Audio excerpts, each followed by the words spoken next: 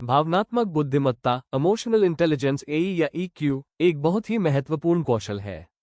इसे आसान भाषा में दिल और दिमाग के बीच संतुलन बनाने की क्षमता कहा जा सकता है।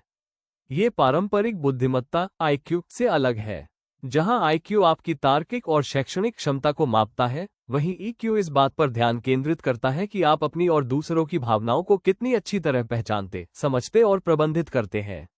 भावनात्मक बुद्धिमत्ता के मुख्य घटक कंपोनेंट्स डैनियल गोलमैन ने भावनात्मक बुद्धिमत्ता को 5 प्रमुख क्षेत्रों में विभाजित किया है। 1.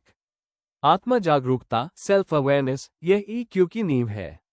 इसका मतलब है अपनी भावनाओं, ताकत और कमजोरियों को पहचानना। ये समझना कि आपकी भावनाएं आपके विचारों और व्यवहार को कैसे प्रभावित करती हैं। ये जानना कि किसी विशेष स्थिति में आप कैसा महसूस करते हैं और क्यों। 2. आत्मनियमन सेल्फ रेगुलेशन सेल्फ मैनेजमेंट, इसका मतलब है अपनी भावनाओं को नियंत्रित करना, न कि उन्हें दबाना।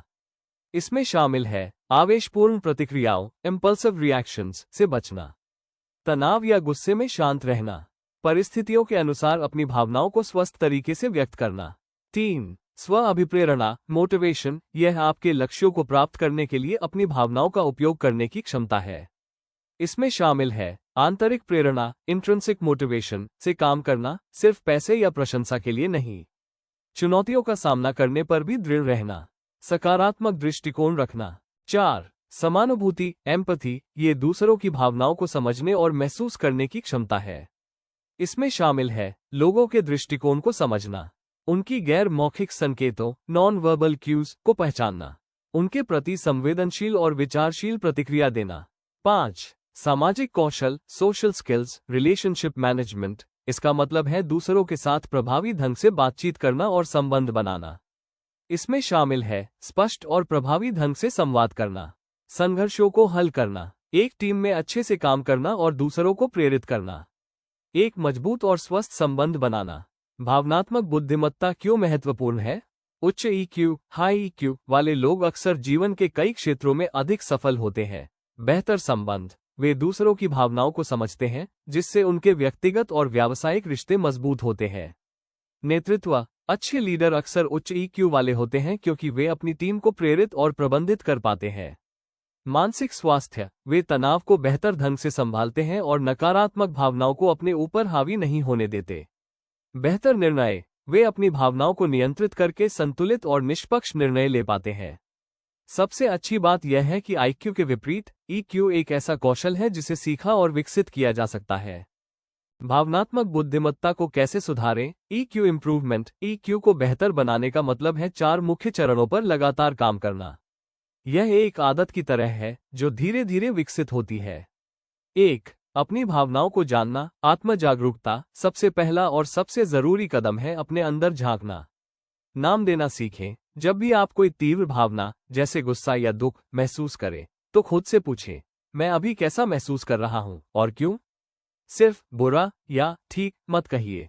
विशिष्ट शब्द इस्तेमाल करें, जैसे मैं निराश हूं क्योंकि मैंने मेहनत की और परिणाम अच्छा नहीं आया। शरीर पर ध्यान दें, अपनी भावनाओं को अपने शरीर में महसूस करना सीखें। क्या तनाव से आपके कंधे कड़े हो रहे हैं? क्या चिंता से आपके पेट में गड़बड़ी हो रही है?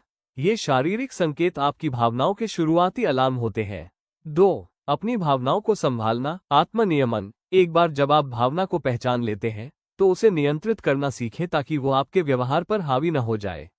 10 सेकंड का नियम, जब आप क्रोध या निराशा महसूस करें, तो तुरंत प्रतिक्रिया देने के बजाय 10 तक गिनें। इस छोटे से ब्रेक में गहरी सांस लें। ये ब्रेक आपको सोच समझकर प्रतिक्रिया देने का मौका देता है, न कि आवेश में आकर।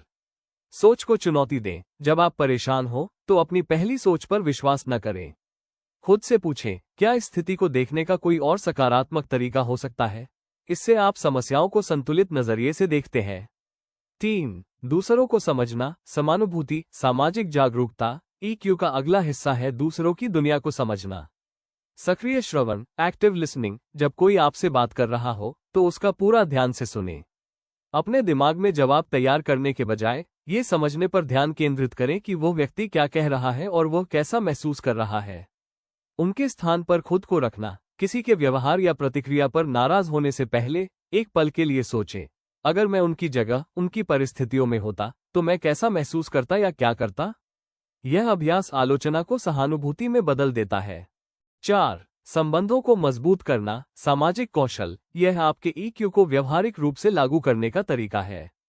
मैं वाली भाषा का प्रयोग, जब आप किसी से असहमत हो या किसी के व्यवहार से परेशान हो, तो तुम हमेशा कहने के बजाय मुझे ऐसा महसूस होता है जब वाली भाषा का प्रयोग करें।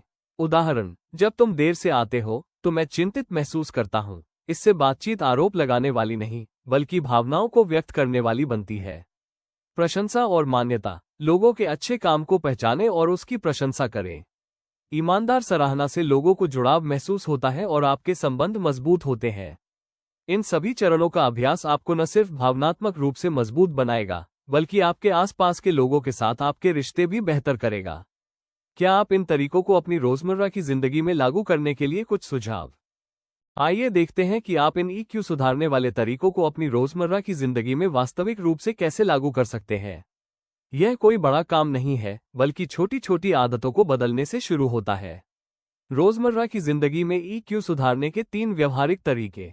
1. रोजाना 5 मिनट का भावना जांच, द 5 मिनट इमोशन चेक। आप दिन में 2 बार यह अभ्यास कर सकते हैं, जैसे सुबह काम शुरू करने से पहले और शाम को घर आने के बाद। सवाल पूछें। अपने काम या किसी भी घटना के बारे में सोचने के बजाय खुद से सिर्फ 3 सवाल पूछें। मैं अभी कैसा महसूस कर रहा हूं? जैसे थका हुआ, उत्साहित, चिंतित। आज ऐसा क्या हुआ जिसकी वजह से मुझे यह महसूस हो रहा है? कारण पहचानें। क्या मेरी इस भावना ने मेरे व्यवहार को प्रभावित किया? जैसे चिंता के कारण क्या मैंने एक आसान काम को टाल दिया? लक्ष्य। यह अभ्यास आपकी आत्म जागरूकता, सेल्फ अवेयरनेस को बढ़ाता है। जब आप भावनाओं को पहचानना शुरू करते हैं तो उन्हें नियंत्रित करना आसान हो जाता है। 2. कान उधार देना, लेंडिंग एन ईयर। यह अभ्यास आपकी समानुभूति, एम्पैथी और सामाजिक कौशल, सोशल स्किल्स को बढ़ाता है। सक्रिय श्रवण का अभ्यास। जब कोई दोस्त, सहकर्मी या परिवार का सदस्य आपसे बात कर रहा हो तो अपने फोन को दूर रख दें और आंखों में देखकर सुनें।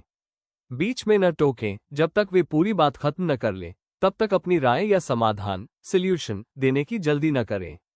जांच करें। उनकी बात पूरी होने पर उनकी भावनाओं को पहचानते हुए जवाब दें। मुझे लगता है कि आप इस स्थिति से बहुत निराश हैं, या मैं समझ सकती हूँ कि यह आपके लिए कितना तनावपूर्ण रहा होगा। 3. ट्रिगर पर रुकना और सांस लेना। यह अभ्यास आपके आत्मनियमन, सेल्फ रेगुलेशन को मजबूत करता है। अपने ट्रिगर पहचानें। उन स्थितियों को पहचानें जो अक्सर आपको गुस्सा, चिंता या झुंझलाहट दिलाती हैं, जैसे ट्रैफिक जाम, किसी का बार बार देर से आना या आपकी आलोचना होना। ये आपके ट्रिगर है। एक स्टॉप साइन बनाएं। जब आप अगली बार अपने किसी ट्रिगर का सामना करें तो अपने दिमाग में एक बड़ा सा स्टॉप का चिन्ह देखें। तुरंत प्रतिक्रिया देने के बजाय अपनी सीट पर स्थिर बैठें, खड़े हों। गहरी सांस। नाक से 4 सेकंड तक सांस अंदर लें, 4 सेकंड तक रोकें और 6 सेकंड तक मुंह से धीरे धीरे बाहर निकालें। 2-3 बार यह करने से आपका शरीर शांत होता है और आपको सोचने का समय मिलता है। इन छोटे छोटे बदलावों को लगातार अपनाकर आप धीरे धीरे अपनी EQ को बढ़ा सकते हैं। क्या आप इन अभ्यासों को कल से ही अपनी दिनचर्या में शामिल करने के लिए तैयार हैं? यहाँ तक वीडियो देख लिए तो सब्सक्राइब करके ही जाना। धन्यवाद।